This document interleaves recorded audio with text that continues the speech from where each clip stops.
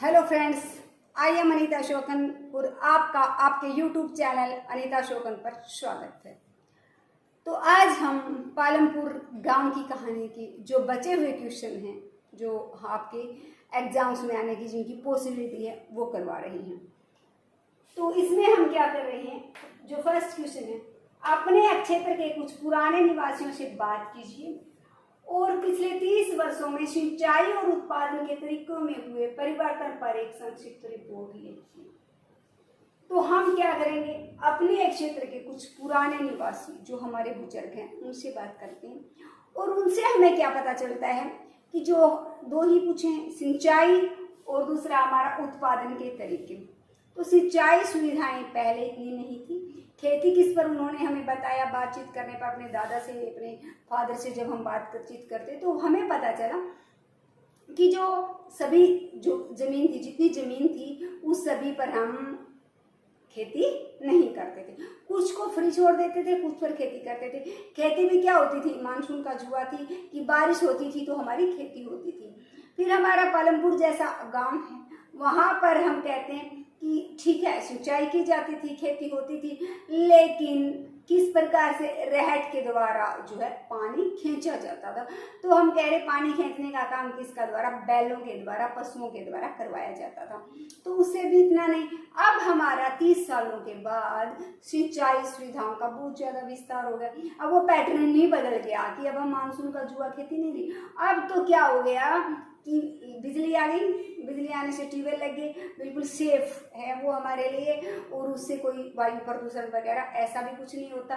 तो सारे सिंचित क्षेत्र क्या हो गया, बढ़ गया। पहले सिंचित क्षेत्र क्या था, बहुत ज्यादा कम था। कुछ क्षेत्र थे जहाँ पर सिंचाई सुविधाएं थी, वरना क्या होता था, मानसून का जुआ होती थी। हमारी जो एग्रीकल्चर थी, मानसून अच्छी तो फसल अच्छी, मानसून नहीं होती तो फसल नहीं होती थी। मोस्टली क्षेत्र ऐसे थे जहाँ पर साल में एक फसल ली जाती थी। अब हम क्या करते हैं, 3-3 फसल साल में ले लेते हैं। कि पहले हमने जब मानसून आती है गर्मियों में तो ज्वार बाजरा जैसी फसलें बोई हैं, उसके बाद आलू वगैरह बो देते हैं, उसके बाद फिर हम वीट वगैरह ग्रो करवा लेते हैं, उसी हम लैंड पर वही चीजें बो देते हैं। तो रबी और खरीफ इस प्रकार से सिस्टम में हमने बांट लिया। फिर हमारा उत्पादन के तरीके, उत्पादन काम करने का, जो प्रोड्यूस करने का जो तरीका था, तरीके तो 2 होते हैं। एक हाथ से कर सकते हैं उसी काम को, दूसरा उसी काम से क्या कर सकते हैं, मशीन से कर सकते हैं। अब गेहूं का कटाई है, या तो आप दराती से कर सकते हो या आप करपैन से कटवा सकते हो। तो पहले क्या था, सारे काम जो उत्पादन था वो पशुओं की मदद से और मनुष्य की मेहनत से ही करवाया जाता था। मशीनें बहुत ही कम थी। तो उत्पादन के अंदर कौन सा तरीका था हमारा, श्रम प्रधान तरीका था। एक पूंजी प्रदान होता है जिसमें मशीनों का प्रयोग ज्यादा से ज्यादा और जो मनुष्य है उसका प्रयोग कम से कम। करपैन है, मनुष्य एक चाहिए, सारे खेत को वो अकेला ही करपैन चला के काट देता है। लेकिन दाती वाले में क्या होता है, मनुष्य का प्रयोग ज्यादा से ज्यादा होता है और पूंजी उसका प्रयोग कम से कम। कि लास्ट में थ्रेसर लगा, पहले सारे कटाई डुलाई हमने की है।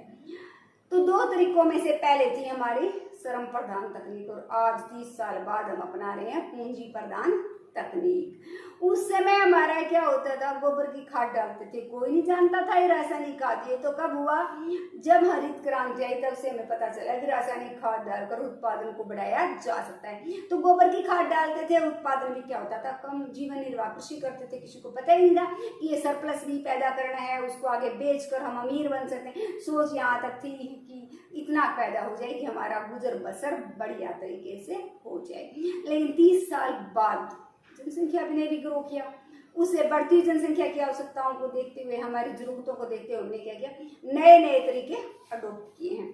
तो उन नए तरीकों के अनुसार हमने HYV जो बीज हैं उनका प्रयोग किया है, आधुनिक तकनीकों का प्रयोग किया। तो इस प्रकार से हमारा क्या हुआ, 30 साल बाद दोनों ही तरीके क्या हो गए हैं, चेंज हो गए हैं। कि हमारा उत्पादन करने का तरीका भी चेंज हो गया और हमारा सिंचाई का भी तरीका चेंज हो गया। पहले नालियां खोदते रहते थे नहर का पानी, अब क्या हो गया, पाइप्स के द्वारा पानी को जिस भी जगह पर लगाना वहां पर पहुंचा सकते हैं हम। फुहारा सिस्टम हमने चला दिया है। तो सूखी खेती का हमने डेवलपमेंट की। तो 30 साल बाद तो हम कहेंगे वो वास्ट चेंजेस हमारे क्या हो गए, आ चुके हैं। नेक्स्ट जो क्वेश्चन है, गैर कृषि क्रियाएं क्या होती हैं? पालमपुर के लोग कौन सी गैर कृषि क्रियाएं करते हैं?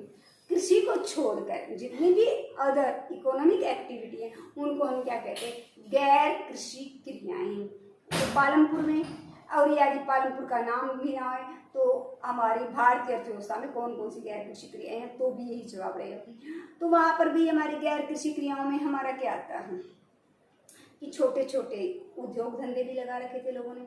उद्योग धंधे जिसको हम कुटीर उद्योग, घर में ही कोई छोटा मोटा वो व्यवसाय किए हुए थे, तो वो भी लोग कर रहे थे कि कोई टोकरी बनाने का कार्य कर रहा है, किसी ने लकड़ी से, कोई वुड से हम कह सकते हैं कि जिस प्रकार से बेड बनाने का कार्य, बढ़ई का कार्य कर रहा था।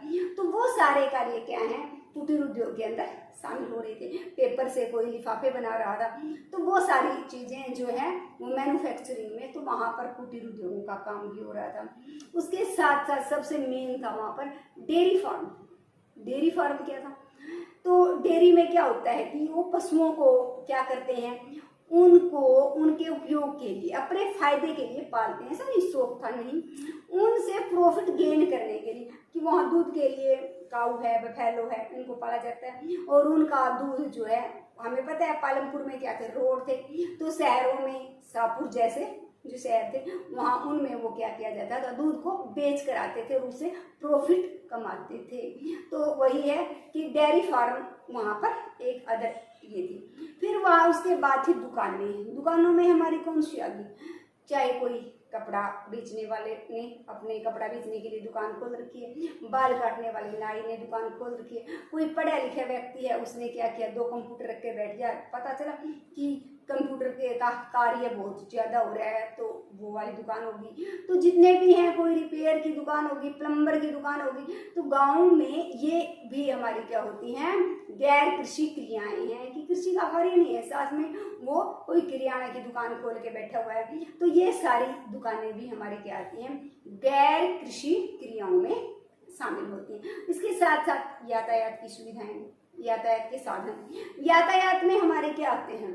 देखो, हमने कहा था पालमपुर में रायपुर और शाहपुर और रायगंज तक जाने वाली सड़कें, तो उन सड़कों पर क्या चलते थे? व्हीकल चलते थे, तांगा भी चलता था, रिक्शा भी चलती थी, हमारी बैलगाड़ी भी चलती थी, ट्रैक्टर भी चलते थे, और अन्य जो व्हीकल्स हैं वो भी चलते थे, मोटर्स वगैरह।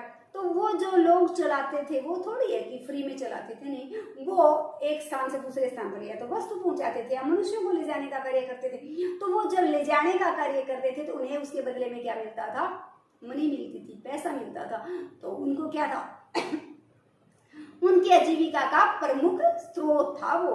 तो इकोनॉमिक एक्टिविटी थी, क्योंकि उससे वो कोई उदारता नहीं करके आ रहे थे, गेनिंग करके ले आ रहे थे, कुछ ना कुछ प्राप्त करके ले आ रहे थे। ट्रैक्टर वाला बोरी ढो रहा है, ट्रक वाला ढो रहा है, तो उसकी इनकम का सोर्स थे वो। तो इस प्रकार से ये सारी हमारी क्या थी? गैर कृषि क्रियाएं थी जो पालमपुर में प्रचलित थी उसमें। फिर गैर कृषि क्रियाओं से हमारा क्या हो गया? इसके फायदे क्या हो गए कि इससे कृषि पर दबाव कम हो गया। पालमपुर में तो पहले सारे खेत जुते हुए थे, कोई खेत ऐसा नहीं था जो खाली था।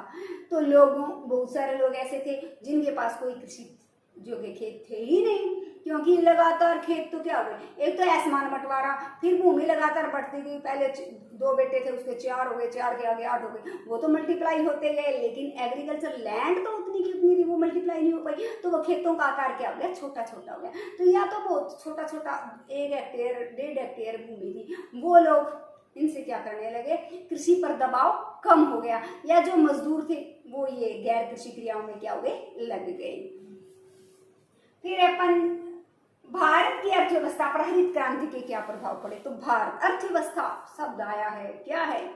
वो प्रणाली जहाँ से हम अपनी आजीविका प्राप्त करते हैं, खर्च करते हैं, उस प्रणाली को हम क्या कहते हैं? अर्थव्यवस्था। तो हर एक देश की अपनी अर्थव्यवस्था, भारत की अर्थव्यवस्था है, अमेरिका की अर्थव्यवस्था है, इंग्लैंड की अर्थव्यवस्था, तो हम उसको कहते हैं ना, ये एडवांस्ड अर्थव्यवस्था इकोनॉमी है, ये विकसित अर्थव्यवस्था, ये अल्प विकसित अर्थव्यवस्था। तो ये उसकी आय के हिसाब से कहते हैं। तो हरित क्रांति के हम कहते हैं भारतीय अर्थव्यवस्था बहुत ही पॉजिटिव इफेक्ट पड़े। देखो, पहले विदेशों से हम अन्न का आयात करते थे, अन्न में आत्मनिर्भर नहीं थे। अब इतना ज्यादा अनाज पैदा हो गया कि हम अनाज के के उत्पादन में क्या हुए, आत्मनिर्भर हो गए। हम अपनी आवश्यकताओं को पूरा नहीं, अब हम उसको क्या करने लगे, दूसरे देशों में भी भेजने के लिए हमारे पास सरप्लस बचने लगा। लोगों का जीवन स्तर ऊंचा हो गया। पहले लोगों की मेंटलिटी जो सोच थी वो यहाँ तक सीमित थी कि सिर्फ हमें क्या करना है, जीवन निर्वाह कृषि करनी है। कृषि से इतना ही पैदा हो सकता है कि हम अपना गुजारा कर सकते हैं, उससे हम अपना लिविंग स्टैंडर्ड बढ़िया नहीं बना सकते, पूंजी नहीं कमा सकते। लेकिन अब वो सोच पर कांटा लग गया, वो चेंज होगी। अब लोगों को पता चल चुका है कि इस प्रकार से आधुनिक तकनीक का प्रयोग करके हम क्या कर सकते हैं, एक पूंजीवादी खेती कर सकते हैं जिससे मोटी मोटी पूंजी कमा सकते हैं। तो जब लोगों ने वो कमाई, रासायनिक खाद बीजों का प्रयोग हुआ तो उद्योग धंधों का भी प्रसार हुआ, उसके साथ साथ रोजगार में भी वृद्धि हुई, क्योंकि उद्योग लगेंगे तो बहुत सारे लोगों को रोजगार मिला। और इसके साथ साथ जिन्होंने वो तकनीकी अपनाई उनके फलस्वरूप उन लोगों का जीवन स्तर ऊंचा उठा। तो काफी हम कहेंगे जितने भी पढ़े हमारे पॉजिटिव इफेक्ट ज्यादा थे हरित क्रांति के।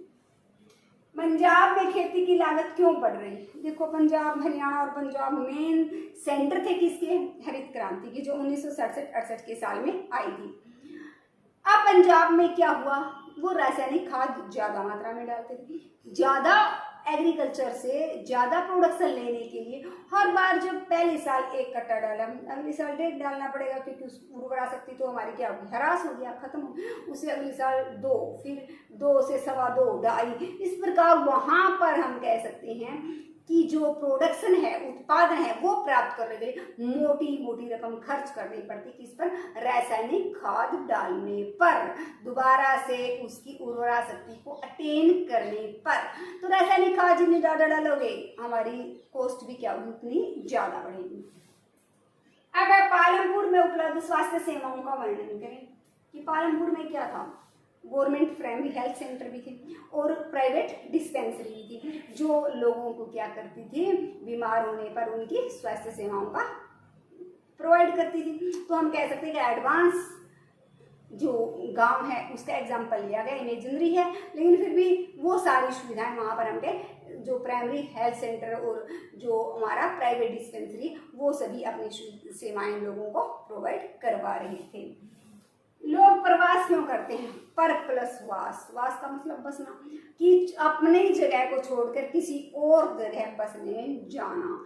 क्यों होता था ऐसा इसलिए होता था कि भूमि छोटे छोटे टुकड़ों में बच गई। बहुत सारे व्यक्ति ऐसे थे जिनके पास कोई लैंड नहीं थी तो इतनी थी कि वो उनका गुजार बसर नहीं करवा पा रही थी। तो वो लोग भी क्या करने लगे, शहरों में जाने लगे रोजगार की तलाश में, अपना पेट भरने के लिए। उनको इनकम चाहिए और इनकम के लिए वो तलाश में निकल पड़े कि शहरों में उनको वो इनकम मिलेगी, उद्योगों में काम धंधा करके।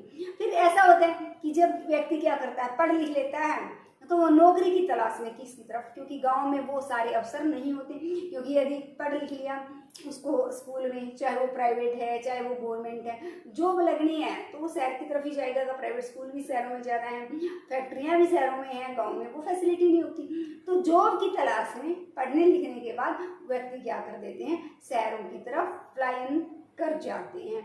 तो प्रवास का मतलब यही होता है कि अपना जो निवास स्थान को छोड़कर किसी दूसरी जगह पर चले जाना। इसका एक और जो है ब्रेन ड्रेन कहते हैं, कि मस्तिष्क का निष्कासन, कि हमारे देश के लोग क्या है दूसरे देशों में चले जाते हैं, पढ़ते हैं, लिखते हैं। यहाँ के नेक्स्ट चैप्टर में हम इसको करें कि ब्रेन ड्रेन क्या है और ये हमारे लिए हार्मफुल क्यों है। तो स्टूडेंट्स, इसी के साथ हमारा पालमपुर गाँव की कहानी चैप्टर समाप्त हुआ। इससे बाहर कोई क्वेश्चन आने वाला नहीं है।